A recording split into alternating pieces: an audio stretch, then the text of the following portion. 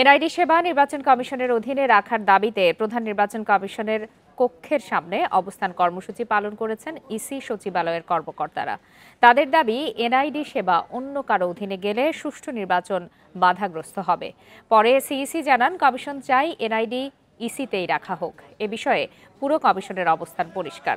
তবে এ বিষয়ে সিদ্ধান্ত নেওয়ার এখতিয়ার কমিশনের নেই। জন্ম নিবন্ধন, জাতীয় পরিচয়পত্র ও পাসপোর্ট সেবা সহজ করতে সিভিল রেজিস্ট্রেশন নামে স্বতন্ত্র কমিশন গঠনের উদ্যোগ নিয়েছে সরকার। এ লক্ষ্যে স্থানীয় সরকার, সুরক্ষা সেবা বিভাগ, স্বাস্থ্য সেবা বিভাগ সহ অংশীজনদের মতামত নেওয়া হচ্ছে। এনআইডি সেবা স্বরাষ্ট্র মন্ত্রণালয়ের অধীনে নিতে আইন করেছিল আওয়ামী লীগ সরকার।